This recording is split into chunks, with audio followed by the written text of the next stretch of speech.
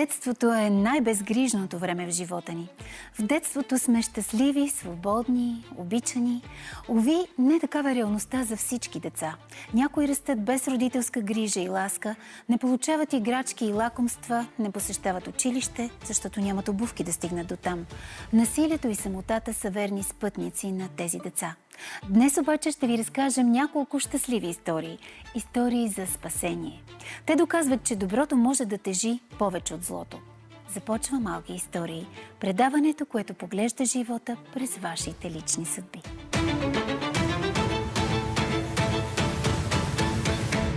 Казвам се Анна. На 13 години съм. Мога да общувам с очи. Все още, за голямо наше съжаление, Ани е единственото дете, което посещава масово училище с комуникатор.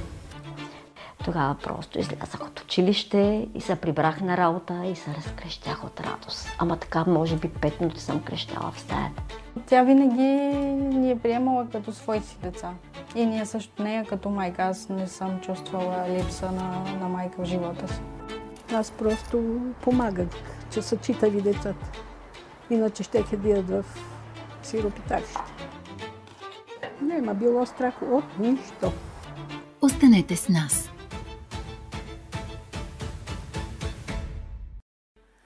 В края на предаването в рубриката ни "Какво мисля за" ви очаква емоционална среща с поетесата Маргарита Петкова.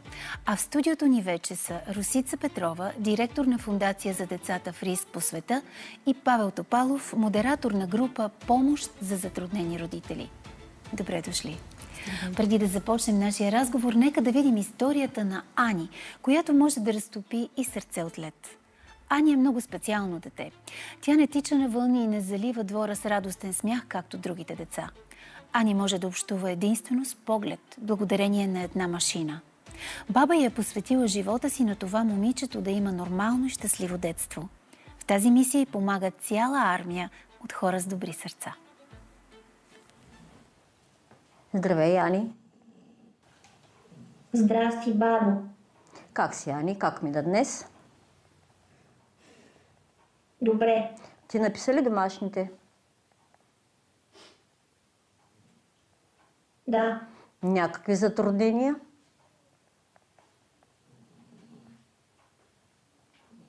Не. Приготви ли си за утре нещата?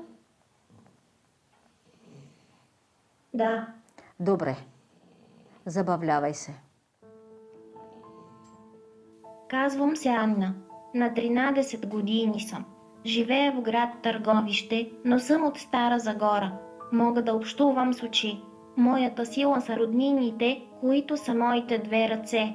Уча в масово училище Христо Ботев. Най-голямото постижение е да тръгна в масово училище. Нашата история с Ани започна през 2016 година. Случи се голяма трагедия в нашето семейство. Почина майка й. И тогава с дядо решихме, че трябва да я вземем, за да можем да помагаме на татко и да се грижим за нея и да я отгледаме поне докато стане долу-горе по-голяма, за да бъде самостоятелна. Тогава дойде при нас, беше на 5 годинки и половина.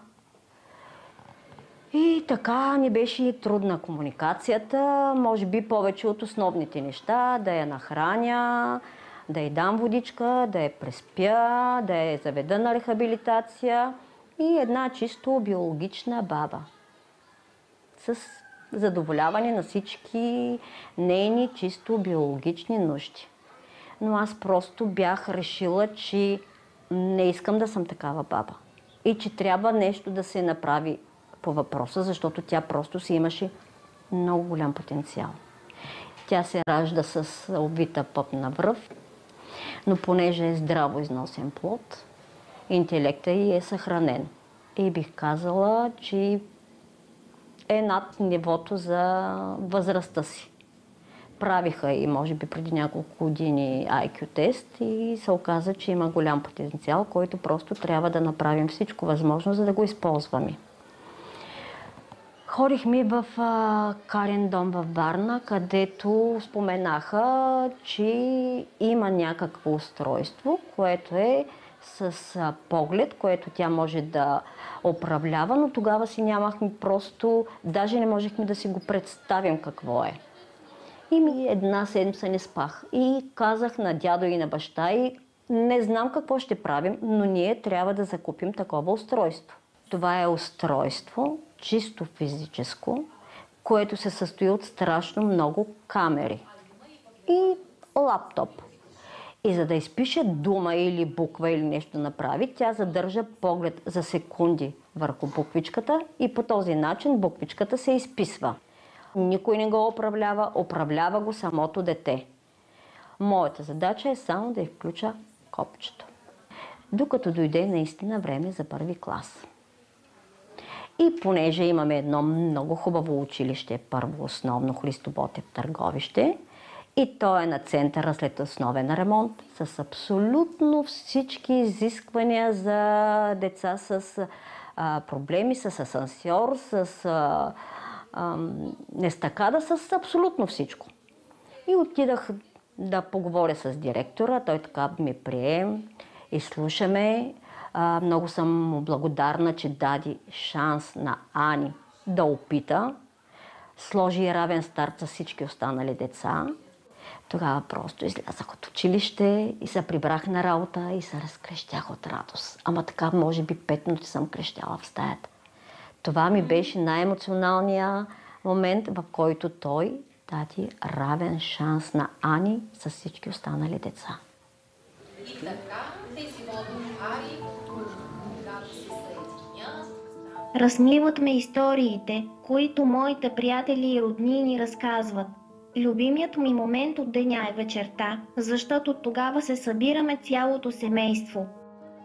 Все още, за голямо наше съжаление, Ани е единственото дете, което посещава масово училище с комуникатор. Бих казала, че всички познават Ани и че целият град е съпричастен със съдбата на Ани.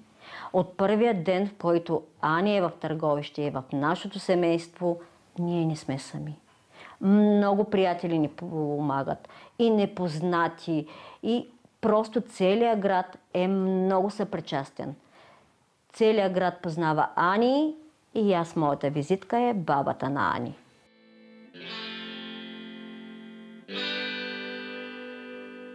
Музиката, която ме кара да летя, е детска планета.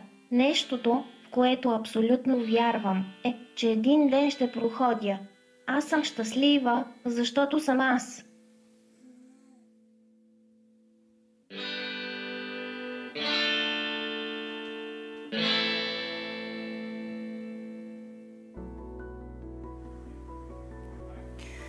Това е прекрасната история на Ани, която въпреки че е загубила майка си, има физически затруднения, благодарение на баба си, живее сред другите деца и наистина живее пълноценно.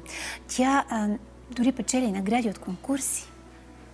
За съжаление, Ани е едно от всички деца, които имат нужда от подобно устройство.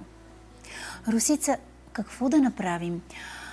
Как всички тези деца, които имат нужда, като Ани, да получат необходимото за тях? Дори да не е съвсем сходна ситуацията, да е подобна.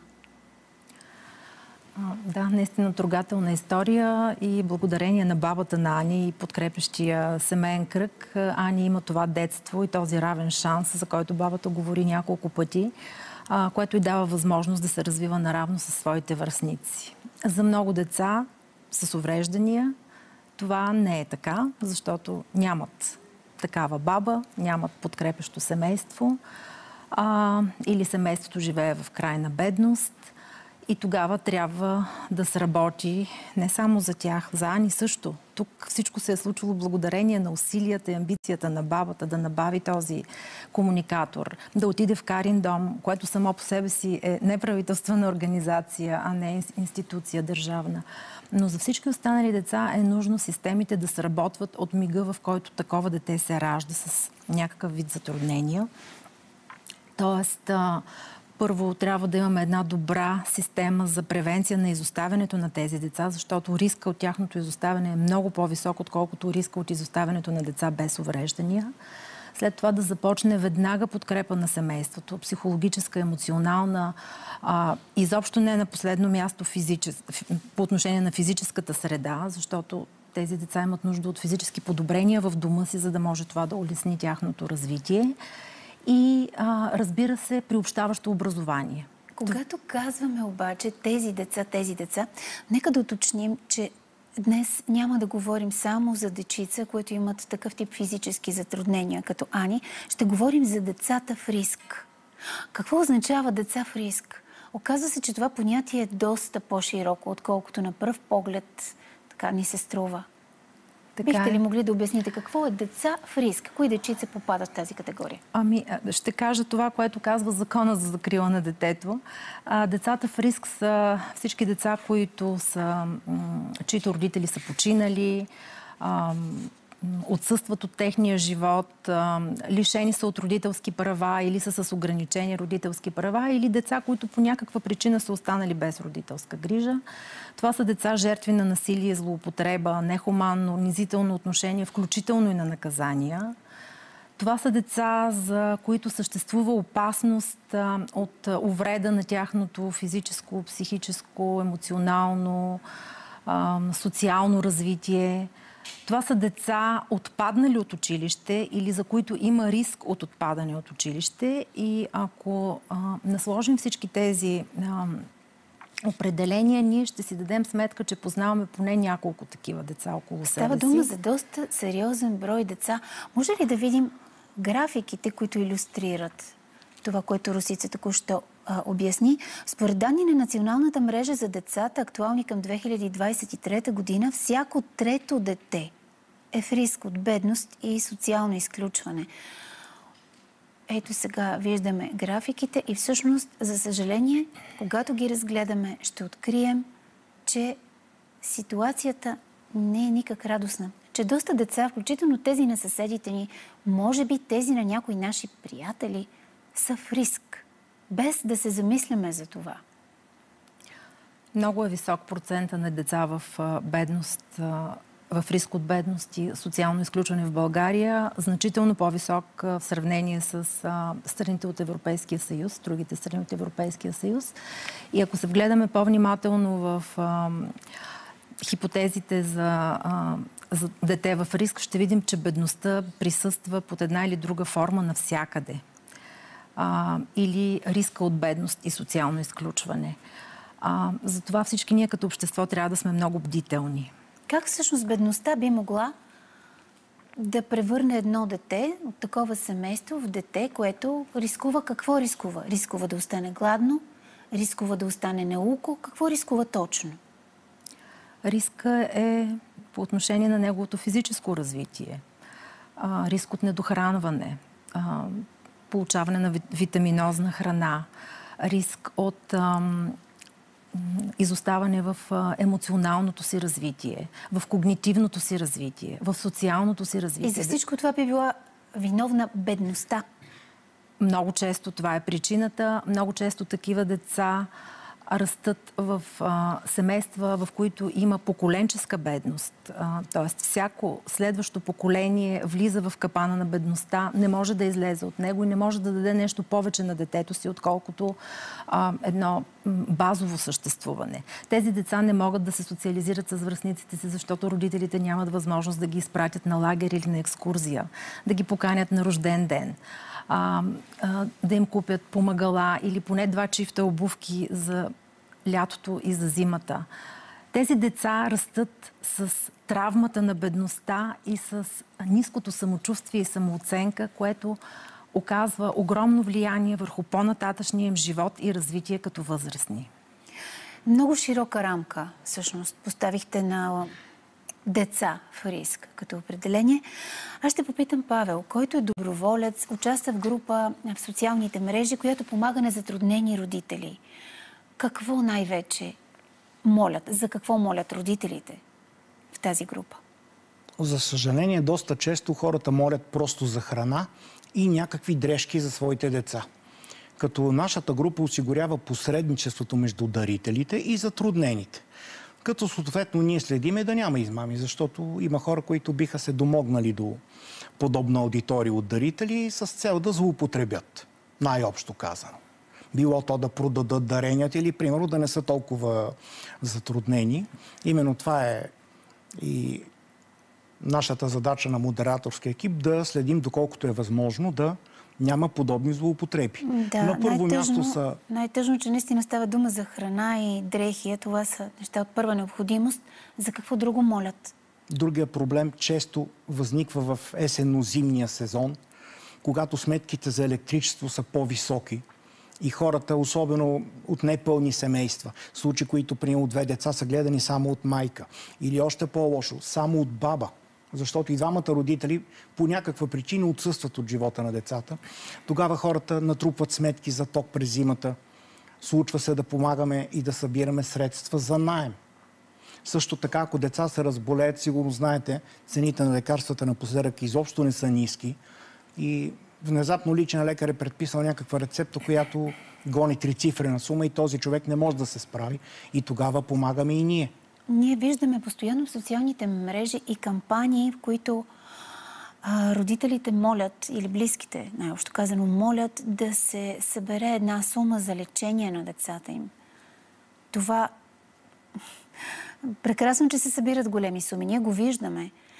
Помагайки на един обаче, идва следващия, и следващия, и следващия. И реално обществото ни до безкрайност дали ще може да помага? Как усещате хората в тази група? Винаги едни и същи ли отговарят? Винаги едни и същи ли така поемат чуждата болка и са готови да откликнат? Или как се случват нещата? Особено с такива по-големи суми, като кампании за набиране на средства за болести, свързани особено с деца. Специално в нашата група нямаме медицински кампании от този тип, за който вие говорите, но мой общ поглед към нещата е, че обществото ни е готово да помогне. Буквално за месец успява да се съберат 6-цифрени суми за дечица, които животът им е застрашен от различни онкологични и други тежки заболявания. Така че да, твърдо, обществото ни е готово да помага и това за мен е чудесно. Русица, вашето наблюдение ли е такова? Аз нямам преки впечатления от дарителски кампании, защото това не е в обсега на моята работа, но имате наблюдение, че те са доста често явления, предполагам. Да, точно така. В такъв случай ще задам въпросът, къде е държавата? Тоест, на мястото си ли е, нормално ли е обществото да се погрижи за децата, чието родители нямат средства, или трябва да се минава по някакъв друг път, за да не се стига до тези молби? Предполагам, често са притеснителни, унизителни и така нататък за самите родители. Радвам се да чуя констатацията, че обществото ни е готово да помага и се вижда как при подобни призиви се събират бързо суми, но те трябва да са в допълнение към гарантирана подкрепа от държавата. Такава система като че ли не сработва достатъчно добре и достатъчно бързо най-вече, защото в такива ситуации трябва да се реагира много бързо. Обикновено често става дума за случаи, при които вече е насрочена операция или преглед при специалист, който много често е в чужбина, и трябва да се реагира буквално за дни, за часове и за дни. Ето това е дефекта на системата, че тя не работи единно около детето. Тук имаме 3 системи, най-вече около детето. Това са здравната, образователната и социалната. И те трябва да гледат какъв е най-добрият интерес на детето и да работят като една много добре смазана машина. В момента, в който се получи сигнал за случай на такова дете с заболяване или с нужда от някакъв тип подкрепа, другия ресор трябва да се намеси. Трябва да има добре отработени механизми, каквито, за съжаление, няма. Павел, как съдбата на тези деца ни засяга като общество? Защо трябва да ни касае съдбата на чуждото дете? Разбира се, че въпросът е провокативен. Смятам, че подавайки ръка на едно дете в нужда, ти му показваш един по-добър свят. И в един момент то ще подаде ръка на някое дете, когато то порасне. А няма да се озлоби към света и да го приеме за едно неуютно място. Имате ли нужда от нещо в вашата група или тя работи достатъчно добре, вие се справяте? За сега се справяме. Нашия модераторско-админски екип е вече 11 човека. Групата съществува над 10 години и оцелява, защото ние имаме едни много ясни правила, които следваме, на които става трябва по-голяма, да отговарят хората. или? Да, групата става по-голяма и наближаваме да направим 50 000 члена. Много благодаря за този оптимизъм, който вкарвате днес в нашия разговор. Семейството е нещо повече от група хора, притежаващи общи гени. Семейството е топлина, уют и грижа, които всяко дете заслужава да получи. Когато по една или друга причина си изгубил това, се надяваш вратите си за теб да отворят непознати добри хора. Именно върху приемната грижа поставя фокус документалното представление "Повече от роли", което разказва истинските истории на приемни родители. Нека видим откъс от постановката, която е достъпна онлайн. Не знам дали можем с думи да ви го кажем, ама Мери първо трябва да я видите и да постоите малко с нея и тогава ще разберете какво значи Мери. Беше много диво дете. С много страхове тук. Плашеше се, особено тук имаме една глава на Елен, на сърна, препарирана тук. Плюеше срещу нея, страх имаше от такива неща, дето имат брада, също дядо Коледа, беше много страх. Пазаше си храната, слагаше я така под мишницата и оттам ядеше. Сега, общо взето няма нищо общо с предишната Мери. Знаеше 10-15 думи, като не и да, бяха наобратно. И така. Сега трудно може да й затворите устата. Реми го взех, когато беше 14 годишен. И така сега в момента гледам две братче и сестриче. При мене момченцето така си заплува в свои води, все едно цял живот при мене е живял. Сестричката му, нея я взех половин година по-късно. Тя също добре се справи, защото вече идва при брат си. И горе-долу позната среда, не можеше да говори изобщо. И не само, че не можеше да говори, беше на 3 годинки и половина, но и не издаваше звук. Беше много странно нещо. Примерно, усмихва се, не издава звук. Текат и сълзите, не издава звук. И докато го изкараме този глас, видяхме много голям зор. Може да не съм я родила в пълния смисъл на думата, но тя се роди в сърцето, в душата ми. Цялата ми същност е в нашето семейство. А ние живеем в къща и когато и тълкувахме името и казваме: Мери означава щастлива, знаеш ли колко хубаво име носиш? И тя казва: как щастлива? И аз си казвам: ето виж, Мери Крисмас означава щастлива Коледа. И тя казва: о, цялата наша улица е Мери Крисмас. Какво му трябва на едно дете? Някой, който го обича. Така е. Какво му трябва на едно дете? От топли прегръдки букет. Приемната грижа е алтернатива на резидентните услуги, каквито са, например, центровете за настаняване от семейен тип. А такива и днес не са малко. През последните години се положиха много усилия приемната грижа да се развие у нас. Приемните семейства са два вида – професионални и доброволни, като доброволните не получават заплата, а само издръжка за децата. При нас вече е Красимира Дуковска, която е режисьор на документално-театралното представление "Повече от роли". Добре дошли! Благодаря. Какво означава документално-театрално представление? Всичко вътре е истина? Всичко вътре е истина. Това е документално представление с вербатим техника, което означава, че ние чуваме, аз казвам ние, защото аз съм една от актьорите, които показахте. Ние чуваме разказа, автентичния разказ, и ние сме като едни предаватели, връзката между разказа и зрителите. Така че абсолютно разказът, той за това толкова много вълнува, защото е автентичен, докосващ, като нашата роля е малка. Ние не бива да разваляме разказа, не бива да актьорстваме прекалено много, ако мога така да го обясня, просто да бъдем като предаватели. Покрай представлението сте имала досег до приемни родители. Какви са вашите лични впечатления от тях? Те наистина са едни големи сърца, едни големи туптящи сърца. Срещата с тях беше наистина много вълнуваща. Аз през част от времето, докато взимах интервютата, плаках. Историите бяха много искрени, пълни с любов, пълни с вълнение. Те самите не са знаели с какво ще се сблъскат. И в разказа им често присъстваше... Нямах представа, че мога толкова любов да дам. Нямам представа, че толкова е вълнуващо да бъдеш приемен родител. Винаги си представяме приемните родители като хора, които не са могли да имат деца. И това едва ли не сбъдва мечтата им.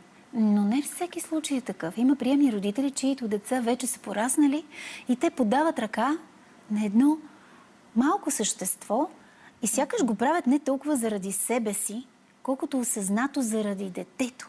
Тук е много интересно. Тук няма го този елемент на аз искам да имам дете и за това си го взимам, колкото трябва да помогна на едно дете, ако правилно разбирам. Може и да има такива, не зная. Аз тези истории, които срещнах, които разказах, са точно такива, каквито вие описвате. Това са хора, които просто по някакъв начин, някаква усмивка, някакво дете ги разчувства. Това представление може да се гледа онлайн, свободно. Хубаво е да бъде гледано максимално от повече хора, за да могат да чуят тези истории и да видят какво всъщност е приемната грижа.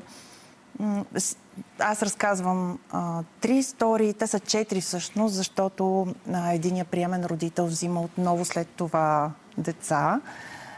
Така че разказваме първо една история, после следващите деца, които взима приемния родител. И всяка история е много различна. Виждате една усмивка, виждате едно детенце на улицата, което изглежда много само, много изгубено. И след това се оказва, че той е от дом. Жената отива, почва да разпитва и така взима детето. Другата история пък отиват просто да дарят в един дом за Коледа. Малки подаръчета, без изобщо да имат идея да взимат дете. И там усмивката, срещата с детето, очите, всъщност ги събира. Те просто не могат да заспят след това. Разбира се, има и проблеми. В кое семейство ги няма? Но когато децата без родители растат в семейна среда, тяхната съдба е друга. Ще ви разкажем историята на Цеца и Глория. Нещастни обстоятелства ги превръщат в майка и дъщеря, а силната обич и привързаност ги държи заедно и до днес. За хората с големи сърца няма чужди деца.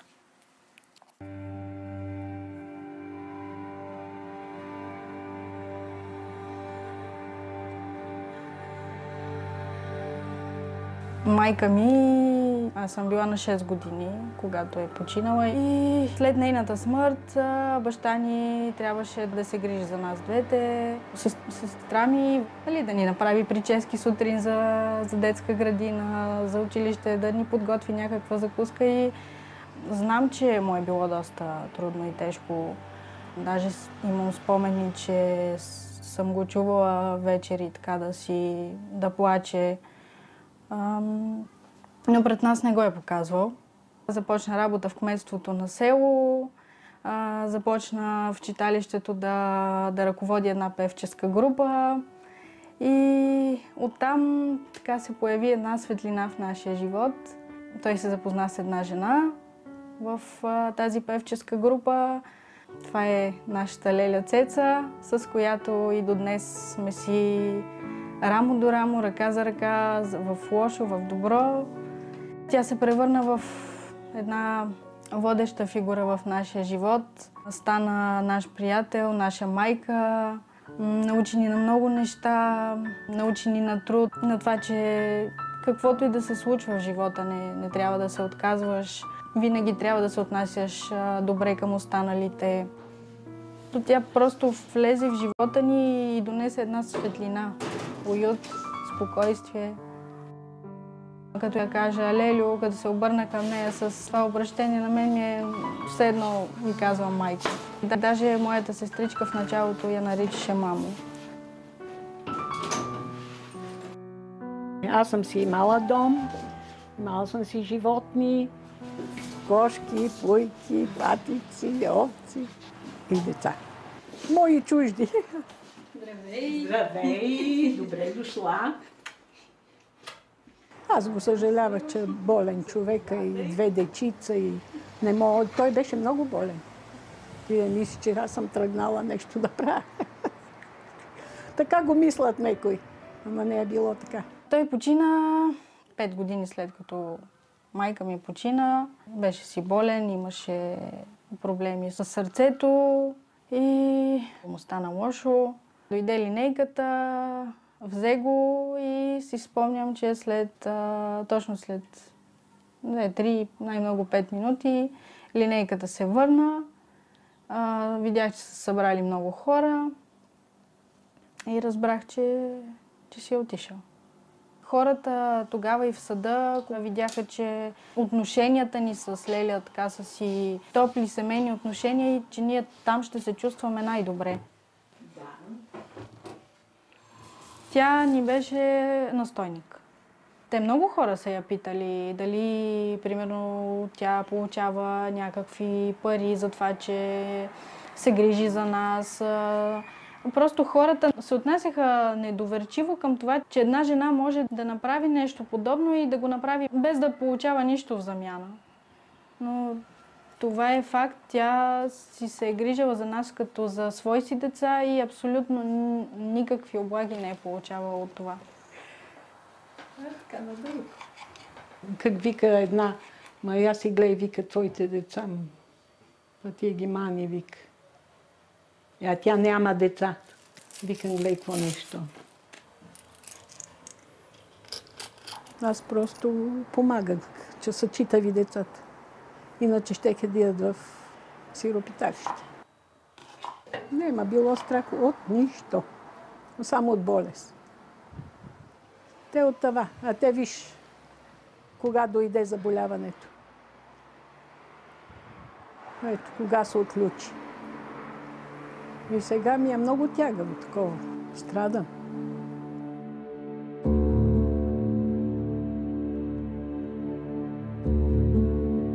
От 5 години започна проблема.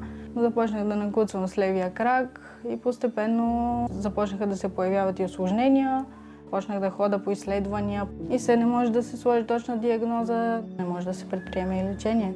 Но просто не мисля, че трябва да се живее с страх, защото страха лишава човека от възможността да се наслаждава на хубавите неща.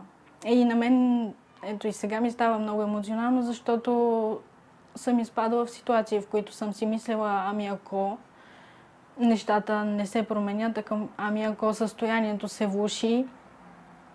Но си казвам, че да се радваме на това, което е тук и сега, защото не знаем утре какво може да стане. Със сигурност ви направи впечатление как Цеца говори за това, как е приела в дома си двете деца, просто ей така, за да помогне, като най-простичкото и най-естественото нещо на света. Дори не искам да коментирам какво е казала съседката. Какво обаче се случва с други деца, които нямат късмета на Глория и нейната сестра? Какво се случва с децата, които остават без родители? Една такава сходна ситуация, без един или без двама родители. Какъв е пътят им? Ситуациите са най-различни. Ако детето остане с единия си родител, много често то продължава да живее в семейството си, въпреки че със сигурност условията стават по-тежки, защото един това родител... дете в риск ли е или не е дете в риск? Или зависи от конкретния случай? Не бих казала, че е дете в риск, ако няма някой от другите предпоставки за това, но със сигурност ще бъде много трудно на останалия родител да се грижи сам за детето. Ако по нещастно стечение на обстоятелствата и двамата родители не присъстват в живота на детето, то просто поема по пътя на системата за грижи. Къде отива? В идеалния случай бива настанено в приемно семейство, но много често приемните семейства са недостатъчно. Така че много важно е да имаме и приемното семейство, което да очаква това дете и то да отиде в неговия дом. Какво се случва, ако няма такова приемно семейство за конкретното дете? тогава детето бива настанявано в услуга от резидентен тип, за които вие говорихте в анонса. Това са центровете за настаняване от семейен тип, които биват за деца с увреждания, за деца без увреждания. Това са наследниците на институциите за деца, големите домове за деца, които българската държава взе мъдрото решение да закрие още преди 15 години. А има ли според вас, Красимира, в обществото ни предразсъдъци към хората, които стават приемни родители? Лично аз съм чувала, признавам си, че много от тях го правят за пари. Цитираме. За съжаление, да. Това беше и целта на представлението, да може да разкаже тези истории, да могат да бъдат чути по един малко по-различен начин.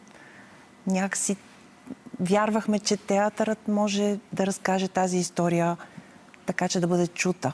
Надявам се малко по малко да започнем да променяме. Въобще тази мисъл да изчезне от обществото. Да мислим за другото. Колко са важни приемните родители и как променят животи, променят съдби. Това трябва да бъде фокуса. А не това, че получават заплащането. Първо, не е толкова голямо. Второ, далече по-добре тези пари да се дадат в едно семейство, отколкото те така или иначе се дават пари в тези домове за настаняване от семейен тип за всяко дете, което там живее. Надявам се да започнем да се променяме като общество, като мислене. Много ви благодаря, че споделихте за своето представление. Нека да кажем още веднъж, че то може да бъде видяно онлайн. Целта му е да промени нагласи. Нещо, което и ние сме си поставили за цел с нашите малки истории, които разказваме. Когато живееш в бедност и лишения, последното, за което мислиш, е изкуство. Изкуството обаче притежава силата да измъкне от нищетата, да даде посока и път. Такава е и мисията на едно нетипично училище, което се намира във великотърновското село Русаля. Това е единственото у нас училище-пансион по изкуства и занаяти за социално слаби деца. На 1 ноември излиза филмът «Училище за надежда», който разказва историята на това място. Нека да видим заедно трейлера, а след това ще си поговорим с Ани Мари Димитрова, създател на училище Димитър Екимов. Ти на колко си години, Роси? 7. Искаш ли да станеш ученичка? Да. Искаш ли да дойдеш в едно много красиво училище? Да.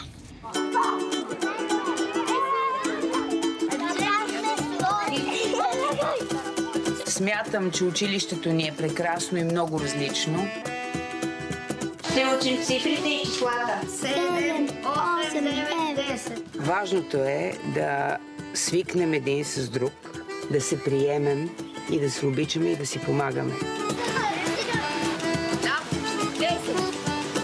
Искам да намериме пътя да разберат, че наистина е много важно това да се учи. Ученето не е тегоба. Ученето те е крайно време да разберат, че е нещо приятно и може да им донесе само и само ползи. Сега ще го сложим на печката пак, да може маята да втаса. Като обявиха пандемията, идва проверка от РЗИ, вижда учителите, вижда, че и децата са в момента в училището. Те се опитаха там да ми обяснят какви огромни грешки имаме и едва ли не да ме заплащат как училището ще бъде затворено, премахнато. Чао! Русале!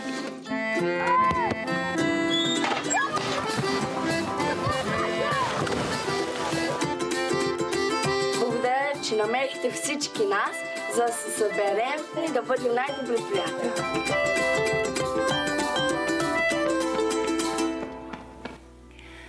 Казвам добре дошла на Ани Мари Димитрова, която е двигателят за това чудно място, където деца от бедни семейства учат изкуство и занаяти.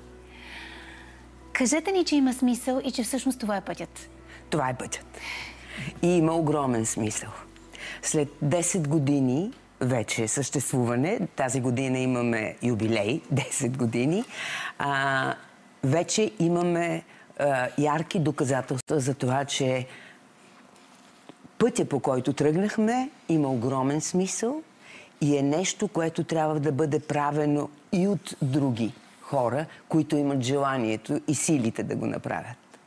Сега ще цитирам информация от сайта на училището. 35% от децата в неравностойно положение притежават интелектуален и технически потенциал доста над средното ниво, а всяко второ демонстрира творческа дарба. Въпросът е какво да направим, за да не изгубим този потенциал? Трябва да правим такъв тип училища, където да събираме тези деца и да им подаваме пътя и да им отваряме вратите и да им показваме колко по-различен и колко по-богат е света. И те да си намират мястото. Хора от друга мая ли сте там, учителите? Ами трябва да ви кажа, че не всеки успява да оцелява в това училище. Нито учители, нито ментори, които са хората, които се грижат за децата след учебния процес. Те живеят при нас 9 месеца, цялата учебна година, в прекрасен пансион и се връщат във ваканциите при родителите си или при настойниците си, в зависимост какъв статут имат децата. Но това наистина са... Училището само някак си гони тези, които не стават за училището. Просто Говорите за учители, не за деца. Да, за хората, които се грижат за децата. А кое е най-трудното? Кое е онова, което е препъни камъка при тези хора или при други учители? Тоест, кое е онова, с което ви е сложно да се справите? Че попадат в друга среда, в друга обстановка. Вие казахте нетипично, аз бих казал, че това е уникално училище. Всъщност всичко е като в другите училища и е много различно. Защото тези деца са едно семейство. И всъщност семейството е заедно с учители, с ментори, с ръководство, с технически служби. Всички сме заедно. Разкажете ни повече за тези деца. Какви са тези деца? Откъде идват? Как се озовават в училището? Роси вече спомена какво значи дете в риск. Да, много широка рамка очертахме, което леко е притеснително. Но вашите деца? Нашите деца са част от тази широка рамка, за която тя спомена. Всеки, разбира се, с индивидуалните си проблеми и болки. Това са деца от много бедни семейства.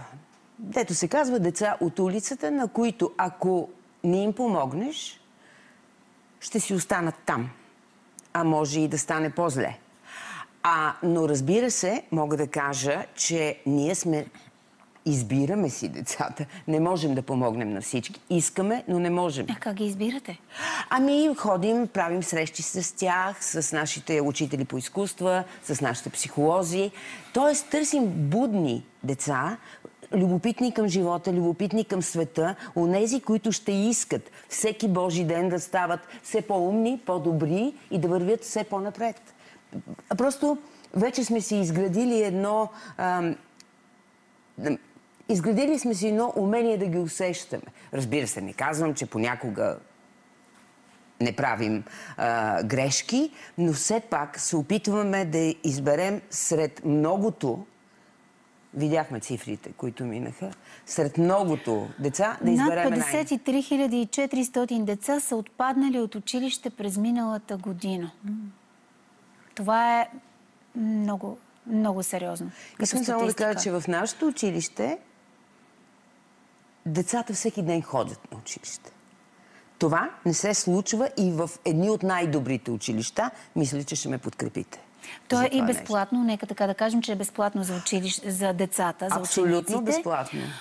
Откъде се набавят средства за издържането му? Основно от дарения, приятели, спонсори, проекти.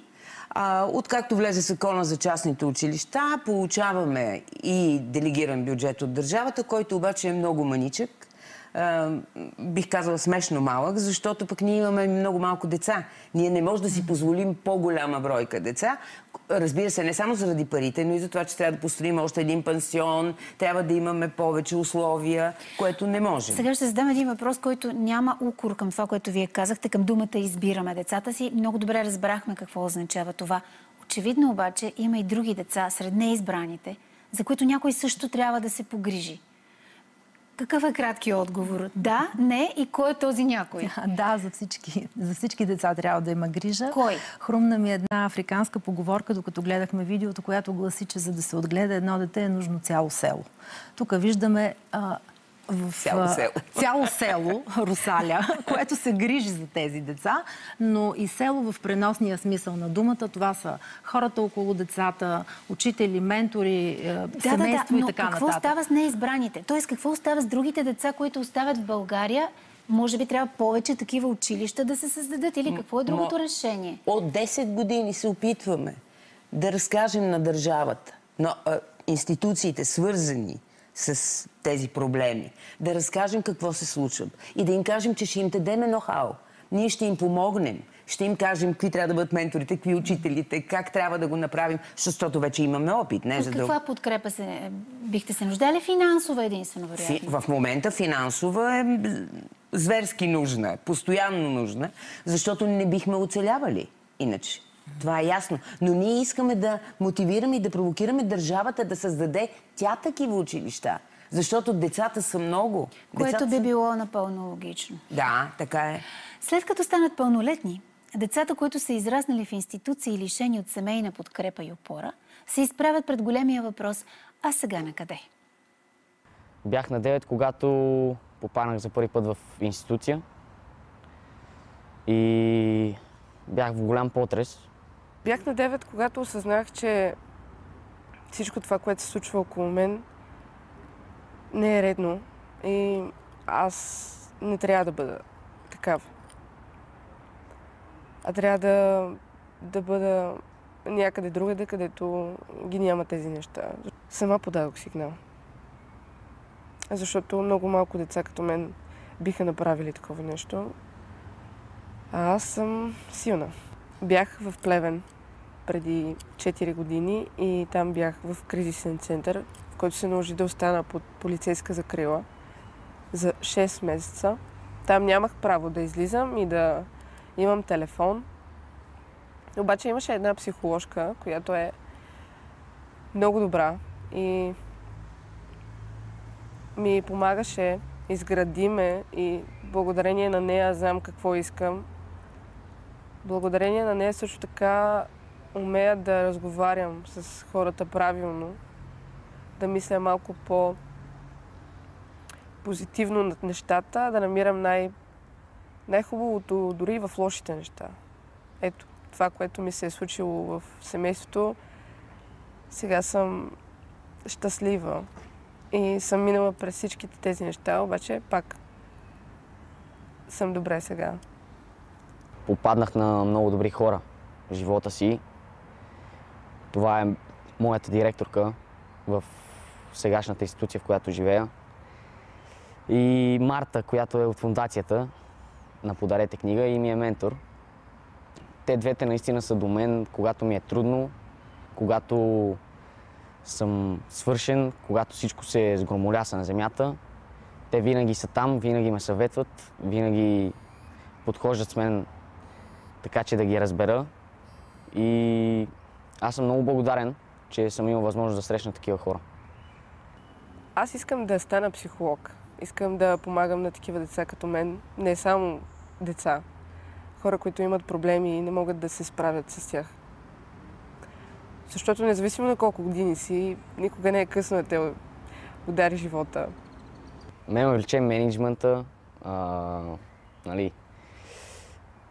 Например, вчера бяхме в един хотел, много известен, в София.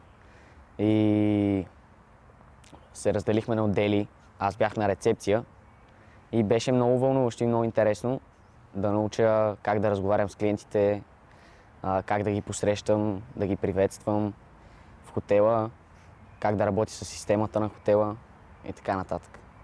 Училище за работа е, може би, единственото по рода си такова събитие, което събира деца от институции от цялата страна и в рамките на 5 дни се опитва максимално да им предаде трудови социални умения, които за голяма част от тези деца липсват. Те, за жалост, в институциите, въпреки много добрите грижи на персонала там, децата не винаги излизат подготвени за бъдещето на възрастния човек. По време на обучението каним около 40 младежи от цялата страна, от различни центрове за настаняване от семейен тип, които са на възраст от 14 до 18 години.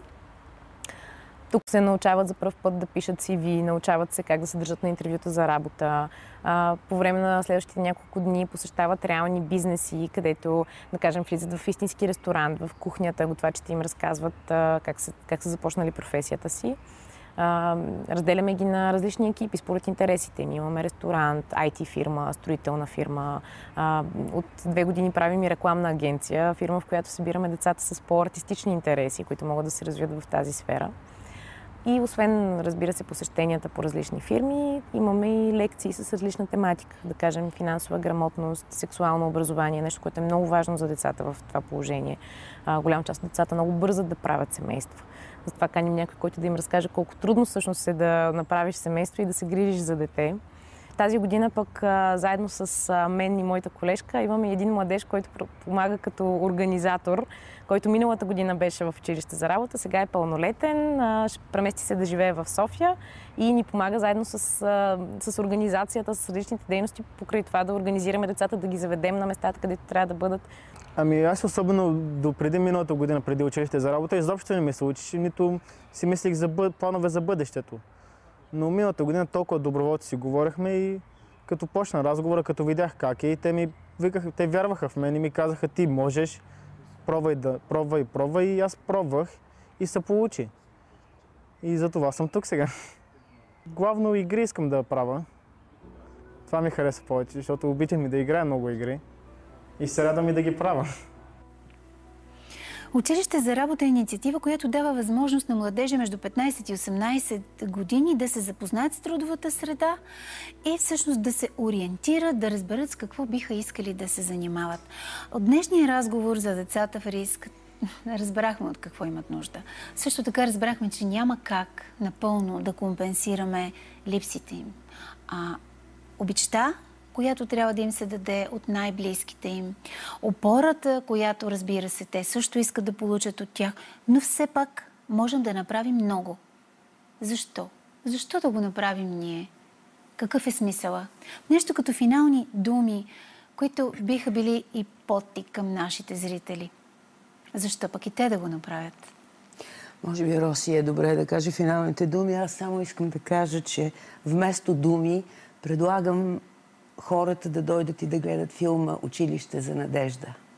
В този филм, създаден от Яна Алексиева, може много да се разбере, може много да се види и може много да се почувства. Заповядайте да го гледате. Благодаря. Аз бих искала да кажа, че не трябва да изоставяме нито едно дете. И няма чужди деца. Всички деца са наши, защото ние живеем в едно общество. Детето е бял лист, на който трябва да пишем с много обич и с много разбиране. Благодаря ви. Днешните истории разказват, че сред нас живеят деца в риск. Дано имаме очи и сърце за тях. Най-важното е да не бъдем безразлични. А сега финалната ни рубрика "Какво мисля за?". Днес ви срещаме с поетесата Маргарита Петкова, която говори откровено за болката отляво, свободата и това, което не й дава покой.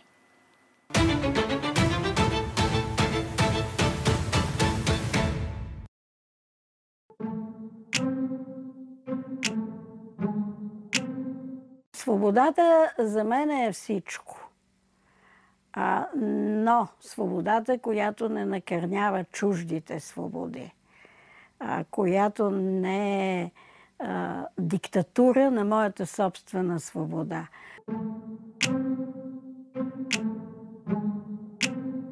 Нека да ни пробожда от време на време.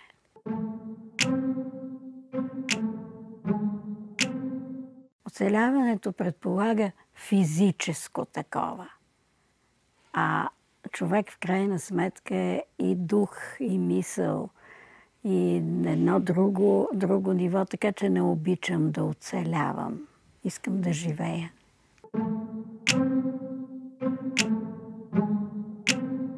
Ето още едно приключение, предстои ни да видим.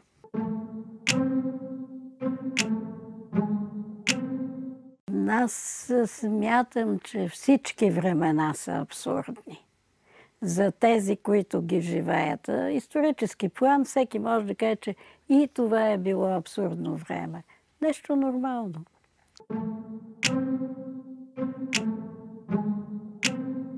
За мен невидимите, това са невидимите нишки, които ни свързват. Правото на избор за политиката, в политиката, за мен е правото на всеки конкретен човек да има ясна представа кого и защо избира. И после да не се крие, да казва, аз заложих на куция кон.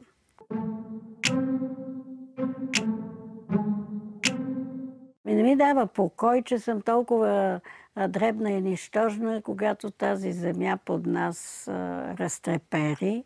Имам фобия от земетресение. Това са съвсем човешки неща. Не ми дава покой да си мисля за децата ми, как са. И изобщо не ми дава покой, че този свят не заслужава много от живеещите в него.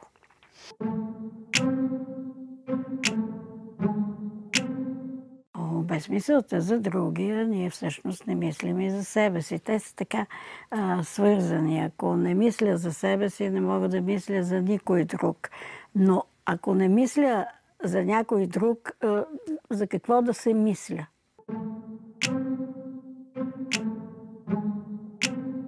Държавата е сложна работа. Не си измивайте ръцете, че тя за всичко ваше е отговорна или ви дължи нещо.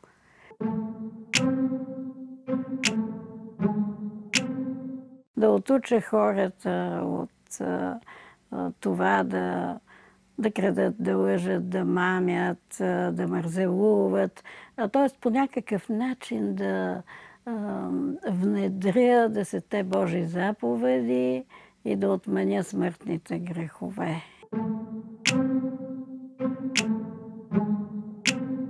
Осмелете се да мислите. Умната хора.